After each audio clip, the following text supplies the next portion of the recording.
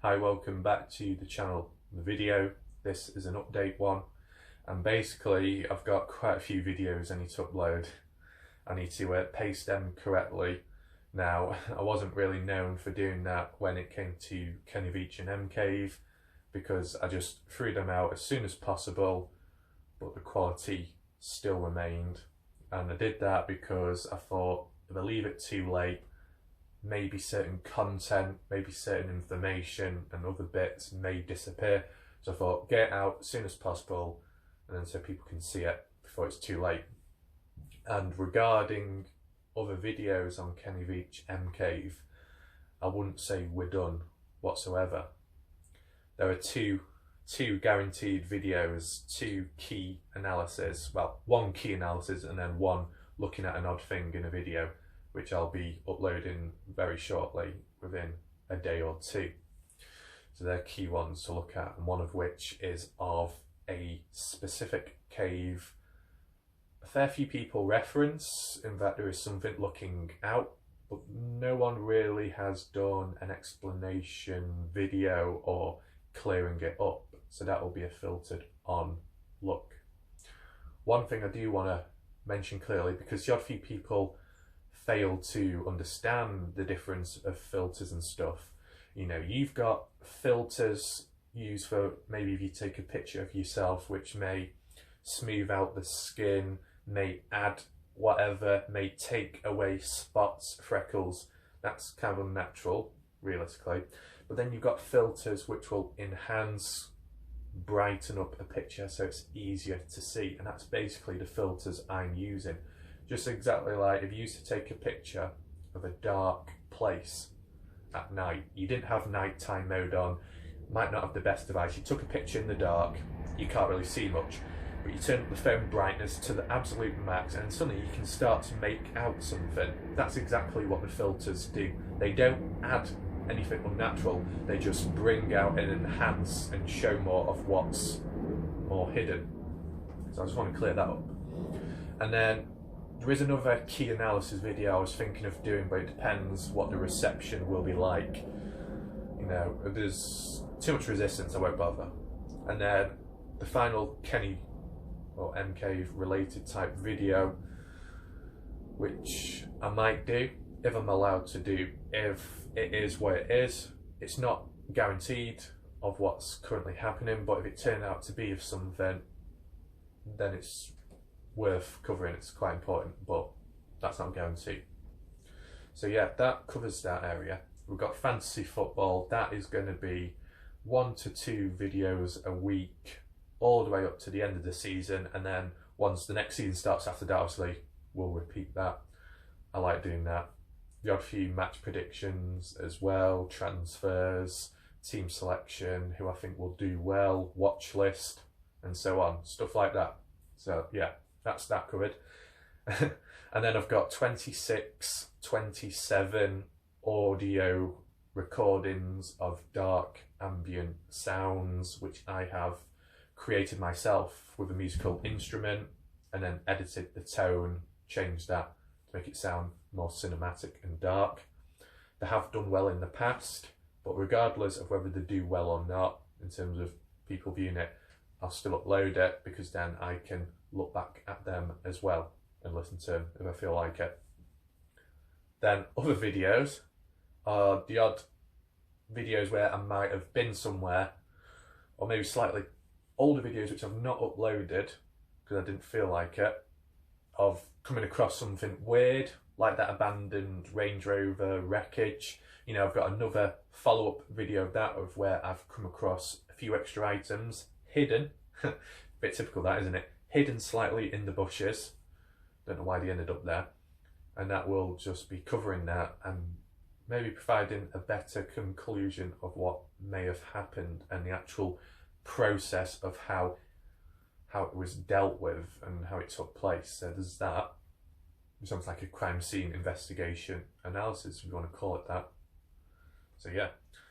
Is there anything else? The odd few review videos. Video of 2 more videos of coming across dodgy stuff. One is a very short video of a small abandoned weird building. Well, you want to call it that, it's not really much of one. and then another video which is providing you've got good hearing and providing you've got the sound up. I might even add subtitles. It involves an abandoned mine.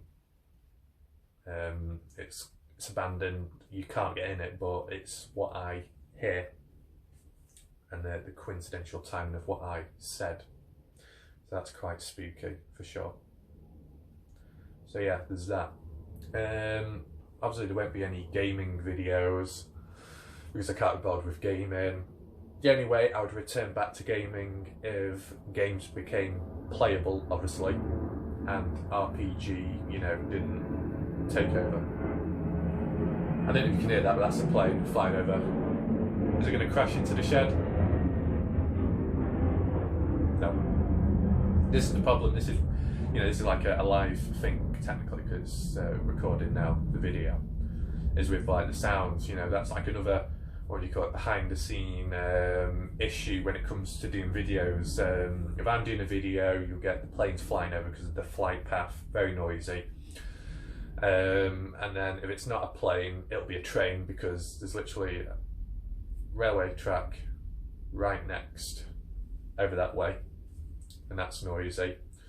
So what will happen is I'll be doing a video, plane flies over, I've got to stop the video or I've got to wait, and then I start the video again. Oh, and then a train comes along and then I stop the video and so on. And if it's not that, it's a squirrel jumping on the roof above. That's quite distracting and annoying. It did happen in one of the previous videos where it was knocking on this back wall. If it's not that, it will be a bird, a pigeon, a crow, and because it's a constant tone and it's over and over again, that makes me forget what I'm gonna say, and then it ends up, I have to end up stopping, so that's annoying. And then if it's not that, there's someone with a lawnmower, that constant drone sound, which I hear in the background, so that's a problem. And when all that did happen, virtually all that happened in one day. It must have been unlucky. Most of it happened at least. So I decided to do it inside. That's a normal thing to do. But guess what happened? A bloody alarm for what, an hour or more continuously. Well, actually no, it lasted for about an hour or so, but it was on off. So I did a video and then it would start ringing, and it was really loud, and it would interrupt the video, the audio, and what I'm thinking. So I had to stop the video and then wait, what, 20 minutes, and then, oh, it suddenly comes back. So it is a pain, it is quite annoying. I know some people say, oh, get a certain room or get certain equipment or get that padding on the walls or whatever, but to be honest, I can't really be bothered. You know, it's not happening 100% of the time, even though I'm playing flying right over right now while talking about sound issues. But it's still doable, obviously. And when it comes to doing the videos with the headphones, like when I'm doing the fantasy football one, that's not as bad because I've got the headphones on, the kind of noise cancelling, so it doesn't distract me as much, the noises around. And with the mic being close to my mouth, not literally in my mouth, but it's by the side of my mouth, it's clearer the voice, so that works out well. Because one thing I was thinking of, well no, actually before I say that, is another, what would you call it, kind of behind the scene type thing is when it comes to me recording, uploading my videos, editing them, whether they're high-end, mid-range or low-end, amateur, doesn't matter. All of this is done on a mobile device. I like the sound of that. Even if it might not be, you know, really high-end, over the top like what some people would do because they're more professional. I don't know. I just like the idea of just doing it on a phone because the quality is reasonable and it just feels good being able to do this, do that on a small device, which other devices are capable of as well, but this is just more small and portable. It's a nice touch. It's like with fantasy football, how you got the obviously high-end, quality, expensive football players, but then you got the lower-end, unheard of people that end up doing really well at times, and it's nice to have them, whereas most people would have the higher-end stuff also. So yeah, I like that. I mean, even the tripod I'm using right now is not what you think. It's not a normal tripod, which I'll show now. So basically, this is what it looks like from the opposite side of where I'm sat. And basically, this is the tripod I use, which, as you can see, is a rowing machine. But it works. Place the phone there, and then this block of wood holds it in place. Some could say it's a bit risky, it's a bit wobbly, but you know what? It works, so why not use it? So as you saw, that's how I do that part. You know, it's just a perfect height, which I'm kind of lucky about, and I've got the perfect size piece of wood which holds the phone. I mean, I don't know if they even do tripods out there for mobile phones. I think I had one or whatever it was or something, which you had to like really pull, and it was spring loaded, and it was really hard to do, and you had to like put the phone flat on the ground and then tight it, like pull apart this contraption and then try and fit it on, and then it would ping on. But when I did it once, I kind of misjudged it and it flipped the phone up. So I don't trust that. I don't know how else a tripod would work for a phone. Might have to look into it so it's a bit more practical. But this for now is good enough. You know, other times when I've done videos, like if I've the odd one where I've lifted a weight or two, and I've basically used a few books, placed a phone on top of them, and then a small paperweight, and that's it. Fairly basic, but it works most of the time, providing the phone doesn't slip or any of that dodgy stuff happens, because that would be a shame. So yeah, there's that. What else? I mean, regarding like devices I use to record with, I still prefer using the phone. It's just easier, and then once I've done the video, I can edit it all immediately. I don't have to transfer anything over and stuff. It's just all there at once. Oh, another plane coming in. And if I was to get another phone at some point, hopefully there is other devices out there which are just as good, or maybe there's extra features on it which improve the consistency of the phone, so there's no crashes, there's no errors, there's no corrupted files or anything like that. But I guess it all depends, because the way video recording is now, you know, let's say on the S20 Ultra, that does it in 8K. Now, do I really need 8K on my face? No, I don't. It's not going to show anything else. It's not going to improve it. And as well, the problem is with 8K, yeah, it's all good and fancy, but do you actually see it? Do your eyes actually see it? Now, I can understand the difference between 720p and 1080 HD. Yeah, you can see the difference there. One's kind of blurry, the other one's much more clearer. And then you could argue 4K or something approaching that resolution, you can see the difference between 1080 and that. It tends to be the colours, the more sharper, the more crisp, maybe a bit more enhanced in certain areas, and the outline, what do you call it there, anti-analyzing or something, is not as jagged, so there's that. I mean, isn't it that, I might be wrong with resolution, the bigger it is, so like 8K, bigger resolution, it's got to be on a certain size TV as well, I guess. Is it that it's much clearer if you're closer to it? Now, doesn't that defeat the purpose? Isn't it kind of pointless that? Why would you be sat that close to the TV to begin with? You know, it's kind of a bit silly. You know, if you're sitting at like a far distance, it don't matter if it's 8K, 12K or 4K. You know, they're all going to look pretty good, to be honest. Maybe the difference is it's much clearer up close. That might explain how certain cameras are, like with the S20, how with it being 108 megapixel and resolution stuff the way it is, and screen size, when you pinch the screen and zoom in, it's much more clearer than it would be normally. But then again, that's kind of different. You're pinching the screen to zoom in. You know, the difference is when you're video recording and you zoom in that way, it's often blurry. You know, look at the S20, yes, you can do 100 times zoom, which is good, but you have to get the S20 Ultra, so that's the problem there. And 108 megapixel camera is, I think, only included in that model, I believe.